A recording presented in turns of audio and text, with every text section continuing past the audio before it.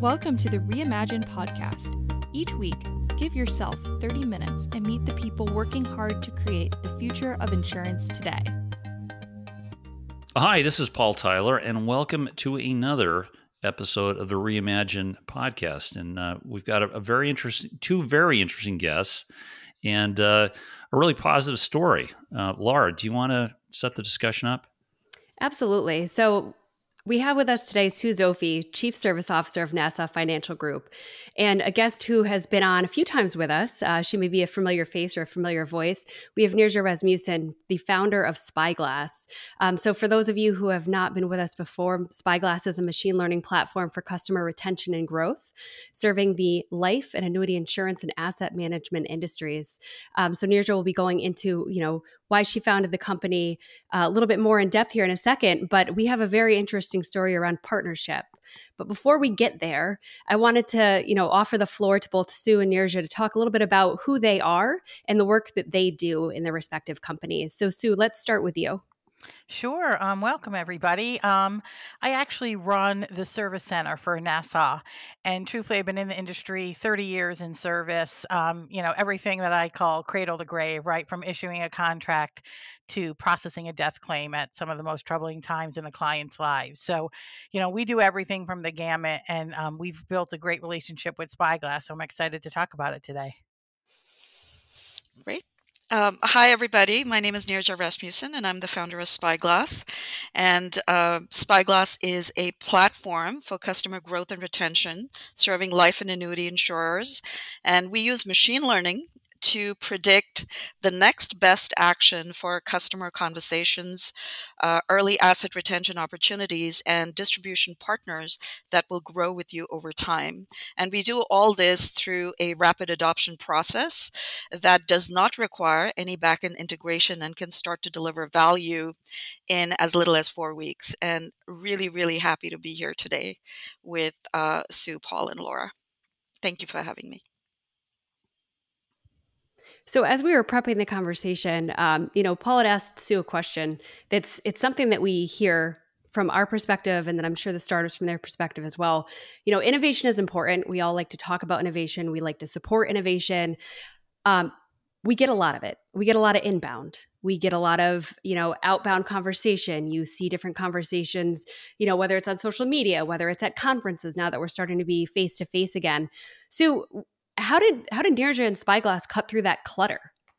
What was it that they did to stand out? Well, it's not easy. Admittedly, it isn't easy, right? Insurance companies have a lot of what they have to do. One thing in ops is everything's immediate, right? You need to be able to react. That call comes in. It's, you have 30 seconds kind of to get to that call. So a lot of your time is on servicing, but it's critical that you carve out a portion of your day, a portion of your resources to work with companies like Spyglass in order to move the needle, right? Because if not, you're going to remain stagnant.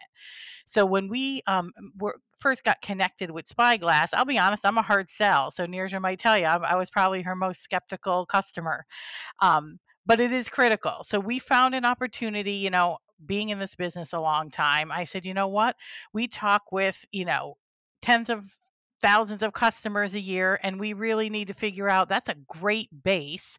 How do we leverage that? People always say ops is a drain. So how do we turn ops to be an opportunity to kind of pay for itself? And this was a great connection to take everything we do every day, tie it with some machine learning and all the things you wish you had, and to spend a small pocket of time in a very cost-effective way to maximize that and kind of return to the company ops in a different light of just, have to have. We want to turn that to be a profit center and a nice to have. So Sue, it sounds like, okay, if I were to take notes, is you really have to check a number of boxes. You got to check alignment with your strategy. Mm-hmm. There's got to be some sort of a benefit, retention, satisfaction, sales, and there's got to be an alignment with the organizations, right? I think culture, it's got to be important. And you mentioned machine learning. Sounds like it should probably a company should probably give you the opportunity to test some leading edge technologies. Is that Is that That's your totally fair. checklist? That's a great summary. Not everything is tied specifically to a CBA, right? So you have to know that if you're in service, you know that it's a combination of the value a new tool brings, along with what it could be, and the vision to know that if it doesn't look today like it checks every single box, it's the faith that moving forward, it's something you need to build a foundation for the future. Neeraja, you have quite an experience working, in the financial services and technology spectrums. Did you use that experience to help inform how you went about the conversations with Sue and her team? Absolutely, Laura. So if I can just pull all the way back to why I founded Spyglass and the opportunity that I saw, and I bring all of that into my conversations with Sue every time I meet her. There's a significant opportunity in this multi-trillion-dollar industry because its insurance specifically has the highest customer acquisition cost of any industry period, but I felt was poorly served in terms of actionable customer retention and growth tools. And if you look at, speaking of customer acquisition costs, in 2008, during the financial crisis, policyholders abandoned more than $1.5 trillion of life insurance coverage. And that's about 40 million policies representing $31 billion in CAC, or customer acquisition cost. And that's huge. That's $31 billion in value destroyed. And then if you look at the fact that about 65% of your growth is going to come from your existing customer base, then that loss goes far beyond, your embedded value or face value of a policy. It's really everything that customer represents over their lifetime across multiple products. And I think that's the core of our value proposition and the conversations we have with Sue and other carriers, which is each one of those conversations represents a significant opportunity to expand your relationship with that policyholder. When we looked at Spyglass, we said, okay, already have a captive client, right? I have a client who we spend a long time building that relationship with, that you have a caller coming in, so you're not making outbound calls. You have somebody actually coming to you requesting service. So it's really up to the leadership in operations to say, okay, let's take that call to the next level and let's maximize that opportunity.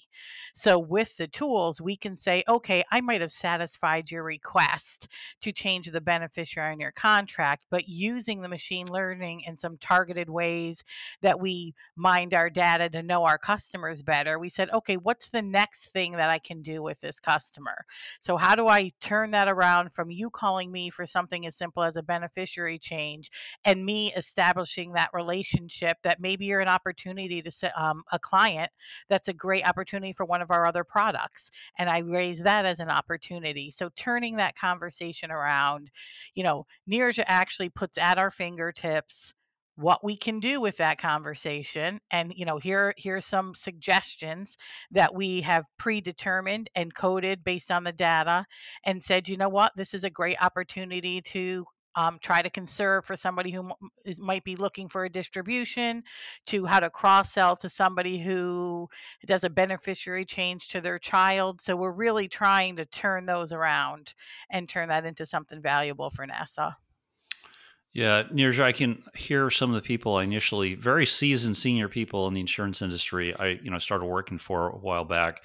I know if I had them on the call, they'd say, this is great, but, let sleeping dogs lie in this business. Don't disturb your customers. Don't talk to them. Don't call them. Just let them stay, and the retention is going to be better. So that's conventional wisdom. I guess, given what you've seen in our business and those business, what's right about that and what's wrong? So I think I can understand where that ideology came from, and I've certainly heard it a few times in conversations at Nassau. I think it was like, "Don't poke the sleeping bear." That's a good one. That's a good one. That's a good one. So I think I definitely see where it's coming from, but I think there are ways to apply technology, machine learning, AI, that don't sort of result in negative outcomes. unnecessarily, but like in Sue's case, with her team, we're really looking at inbound calls and that captive audience. That's your optimal point of influence. You already have that person on the phone. Correct. You haven't poked the sleeping bear. The bear's coming to you. Bear's The already bear's awake. already awake, and the bear is saying, I have a Okay. question about a contract, but it's actually a lot more than that. It's an opportunity to extend the lifetime value of the customer, and not just for Nassau's benefit, but also the value you deliver to your customer. Yep. So that's one aspect of it. And then there's another aspect of it, which is sales growth, supporting sales growth. When you think about your established customer base and your distribution partnerships, machine learning and our process can also be helpful in identifying, high value distribution partners at risk, or distribution partners that are very new to you and haven't done much business with you, but are likely to grow over time. And that really helps sales teams prioritize their time. So I think there's ways of creating processes that are not going to be detrimental, where you're not poking that sleeping bear and can actually benefit the carrier greatly. Okay, so Sue, I'll put you on the spot. So you've seen everything. And we've both seen some of this stuff together. We've had a few adventures.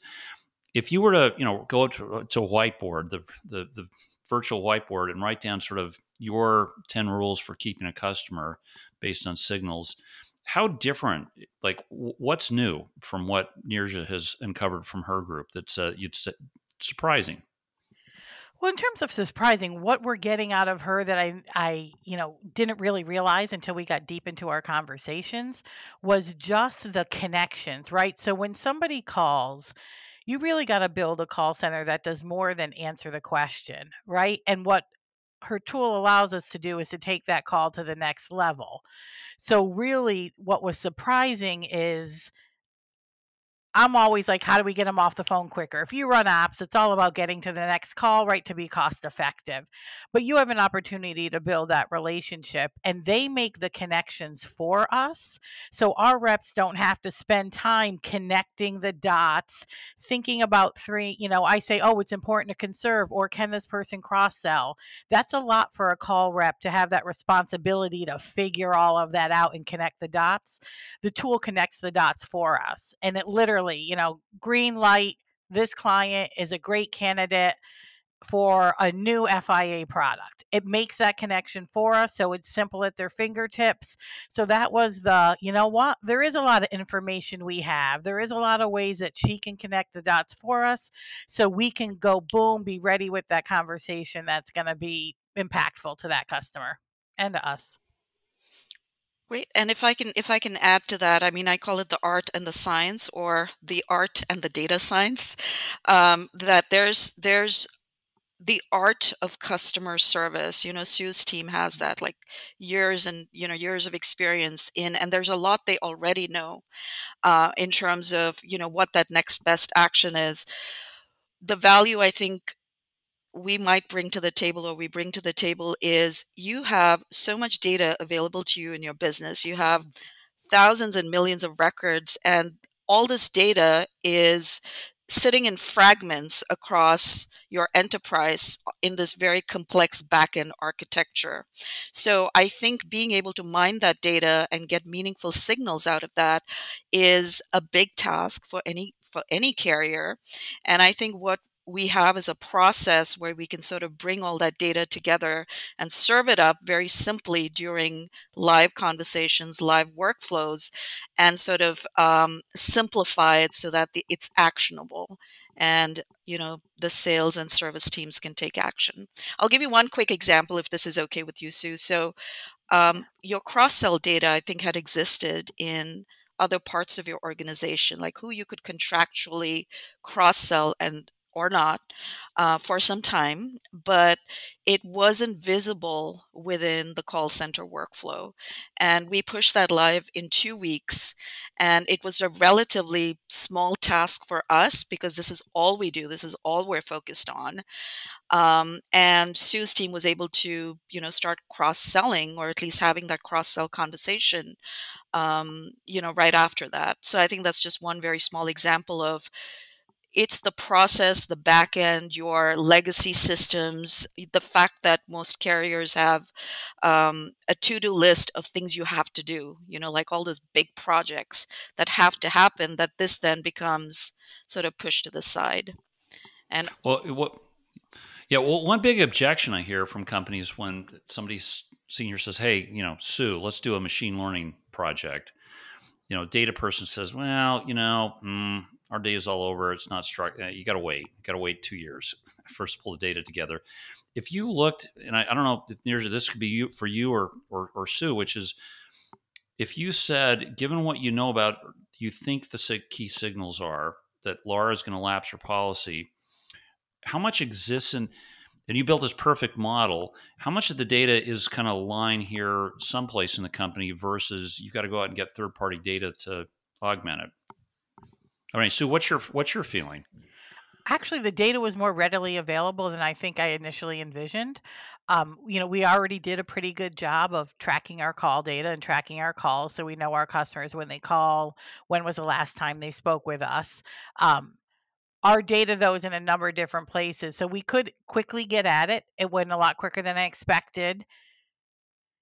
And once we gave it to Spyglass, the churning of that data into something meaningful was really fast. So I think, people need to get on the data train if they're not already on it. There's a lot of ways that you can use it where this is just one example that's been effective for us. And the better you get to know and gather, the better the end product's going to be. But it actually was not as difficult as I anticipated. Interesting. Neeraja, a perfect model. Like, you've looked at this. I mean, if you could supplement the data you found inside our company with 2 or 3 more pieces of information, what would they be? Well, some of the things we've talked about are things like net worth, which exists in pockets here and there, credit scores, things like that, something that gives you a fuller picture of the policyholder. And the learning I've had about third-party data versus the insurer's own data is just because machine learning and AI is still very much in its infancy. So it's not like, products or solutions like Spyglass have been around for the past 20 years, like CRM. All this is brand new. And most of the carriers we speak to are not actively using ML and AI for customer conversations.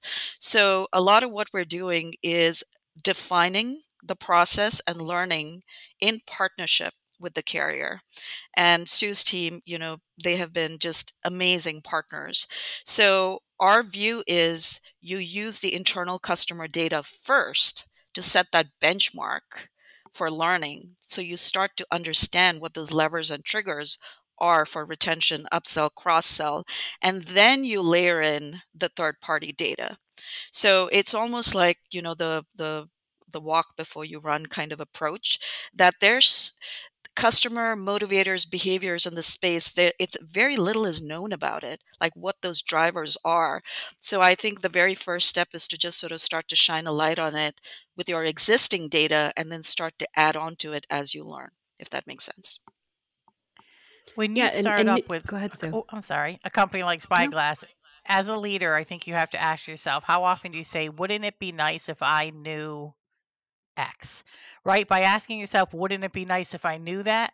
Chances are that can turn into something through, working through AI and a group like Neeraja's, because I can't tell you how many times I was like, God, and now the more we talk, the more we're like, well, we could do that. We could connect that. We can make that, things become possible. So I'm sure a lot of leaders out there are have a whole list of things that they wish, they could connect the dots on that this could work for.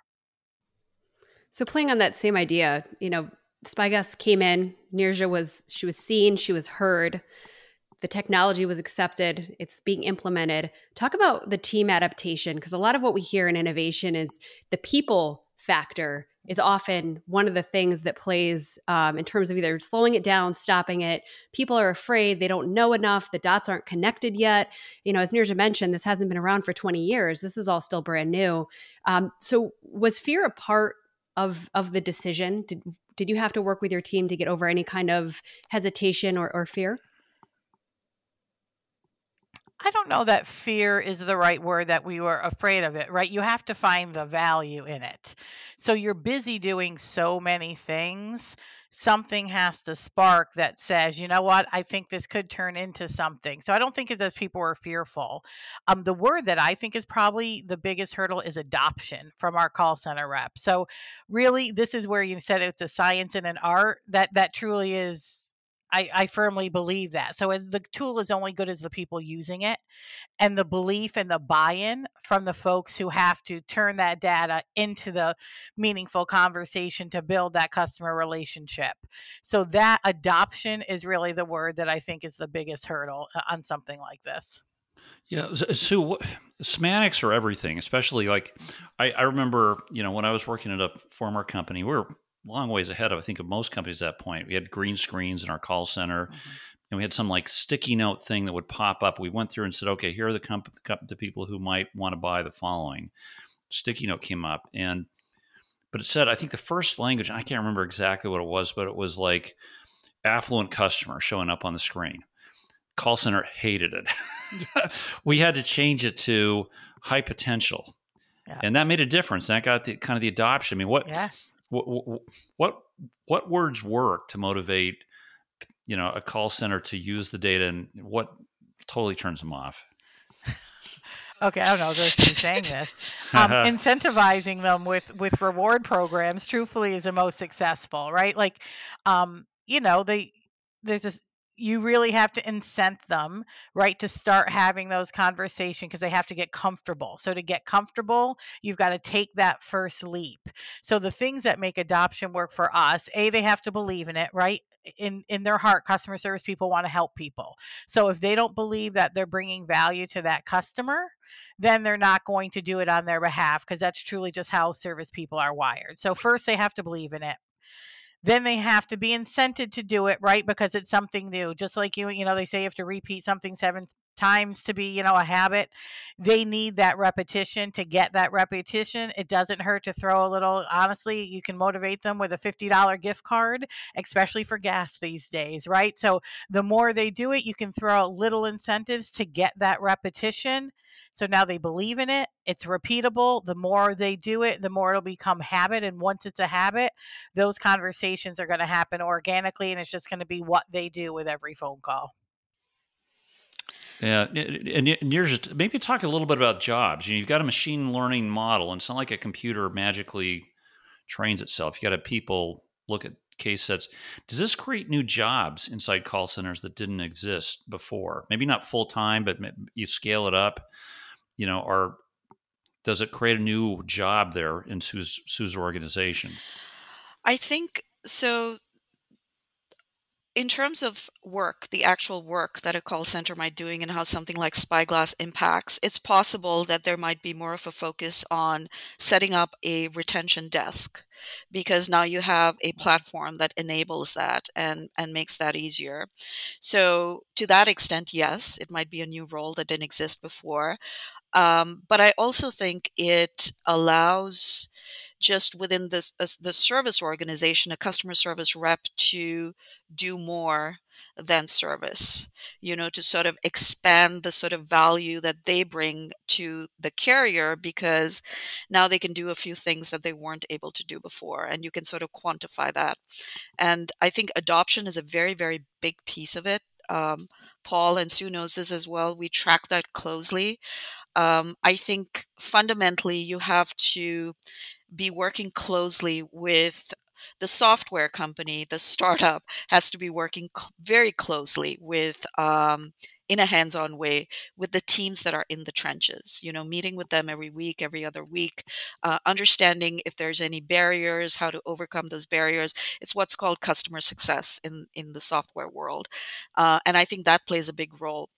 The other part of the success is the metrics teams, the people that do the analytics, because all AI and ML companies, it's like it's like your lifeblood, it's like your source of existence, because you need that to actually have a product. So I think having solid relationships there and having close contact, understanding, the challenges those teams are facing, I think that can be helpful and move the process along.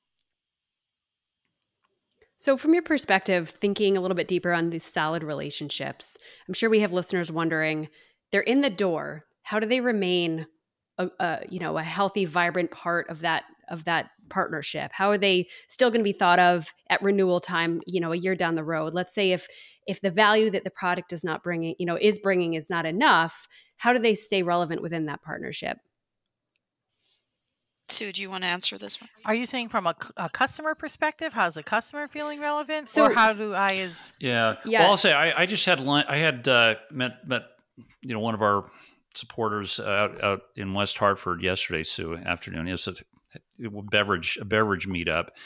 It's like, Paul, we've got so many startups in here, and all these POCs are stalled. They're stalled.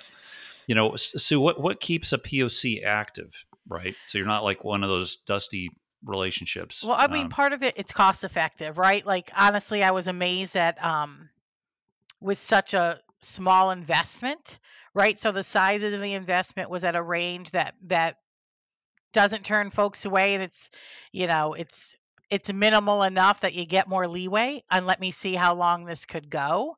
I think is part of it.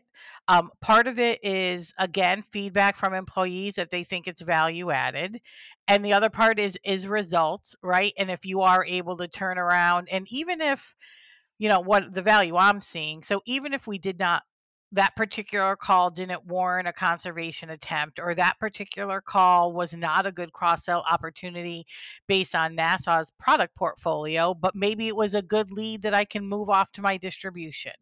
Or truthfully, maybe it was just an opportunity to make a connection with a customer that builds that loyalty to Nassau. So even if you're saying things, the way that we've maneuvered the data with Spyglass is it might be as simple as thank you B for being a customer for the last 10 years, right? Some of those little special touches that are at your fingertips that where my reps don't have to think of what I should tell them, but it'll cue me to say something to a producer. Oh, thank you for being one of our highest selling producers this year. So that will be like the underlying data has made that connection. So I think as long as you can tell those stories that were meaningful, and you have a cost effective product, I think you can get, we've been able to get the buy-in that we should keep, this is a train that we should keep working because it is newer to the market, and we want to be on the forefront. We don't want to be behind and have everybody else in front of us.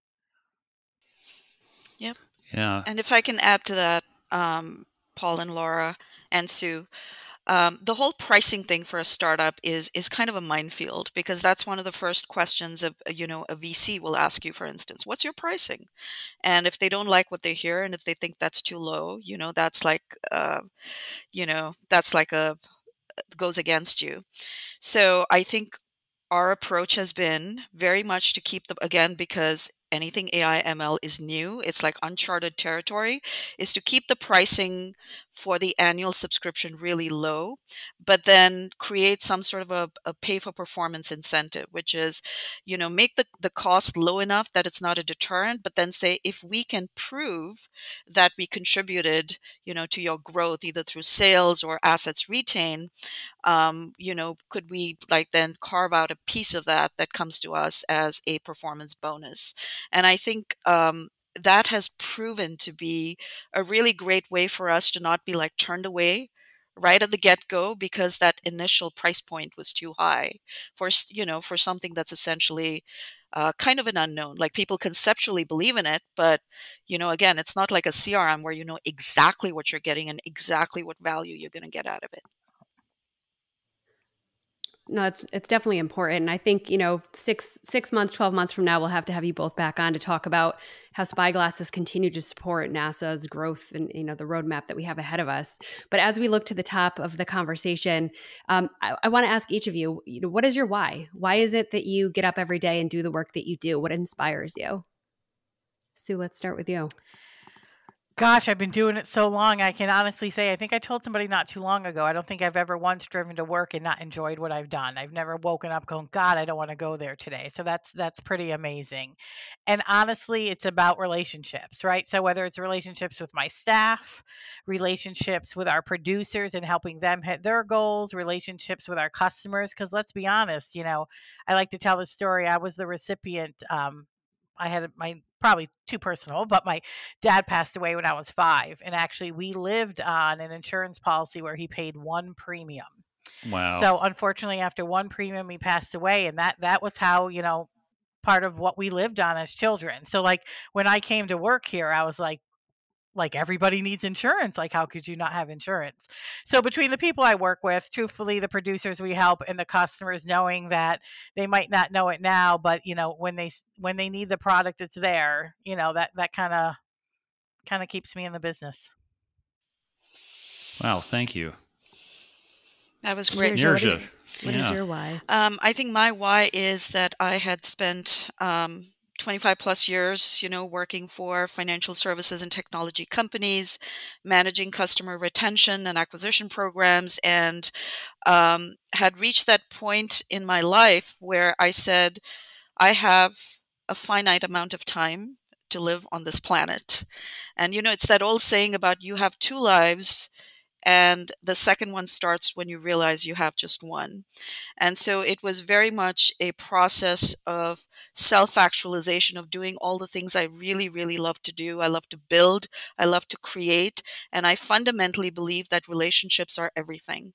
That it doesn't matter if you're in a company or if you're building a startup, it eventually all boils down to, can you connect with the people you're speaking to? Can you establish some sort of rapport with them, and can you sort of have a positive, meaningful connection? So I guess that's my why. It's like I'm building and creating every day. I'm building relationships every day, and I'm in a space that's incredibly exciting, that is just going to change the future of how we live, work, AI and ML. And so yes, this is a great why, and that's my why. Wow. Well, thanks so much. And I will tell you, Sue, thank you for sharing your story. Insurance is a unique place. You don't have to scratch the surface hard to find a real purpose, Neeraja, because on one hand, success is, oh, yes, you improved our retention by 2.5% and it increased embedded value. But you also, to Sue's point, wow, if you could impact a handful of families, that's kind of that's kind of an impact that can last. Look at Sue. Yep. 10, 20, 30, 40 years later, right? What your company can do for a bunch of families. We've seen what's gone on in Ukraine, and boy, like every time I look at these GoFundMe pages, I think, Sue, I look at that stuff and say, that site shouldn't exist. Yep. It shouldn't. It means somebody didn't get coverage, right? That they at this point. So, Neeraja, thank you for what you're doing for us, and you really don't know the lives you're going to impact here, who actually needed the product. Yeah. Most people don't. Right. And thanks But for when you bringing do, that up. yeah. Sorry, Paul, I didn't mean to. So thank you for bringing No. that up, because I think that part of it is so important. One of the things I'm hearing more and more in some of my conversations with carriers is making financial products, insurance products, more accessible to more people, particularly to, socioeconomic groups that are, marginalized or just don't have the opportunities that others might. And I think that piece of it is really important. So thank you for bringing that up. Yeah. Laura, what else? No, I think it's Wow. a fascinating conversation, just how we connected the dots and how we've decided that either poking bears or not poking bears could be a good thing. But, it's fascinating to hear how technology continues to improve service and customer retention, customer relations. And I'm curious to see where we're going to be in, 5 months, let alone 5 years. So it's an exciting space to be in. Yeah. Thanks so much, Sue. Thank you for your time. You're welcome. Anytime. Yeah, we really appreciate it. Neeraja, great to see you. And Neeraja, what's the best place for people to find out more about your services and what you might be able to do for them and their customers? So our website, Spyglaz, SPYGLAZ.com. You can reach us through there, or you can find me on LinkedIn and message me. I'd love to hear from you. And thank you so much for having me. And really, really excited to be working with Nassau. And I think it's the tip of the iceberg. And there's a lot ahead that I'm very excited about, and really excited to be working with Sue and her team. Excellent. All right. Hey, thanks so much, Laura, Neeraja, Sue. And for your listeners out there, listen, share our episode, tell your friends, give us, send us notes on LinkedIn. Love your feedback, and join us again another week for another episode of the Reimagine Podcast. Thanks. Thanks for listening.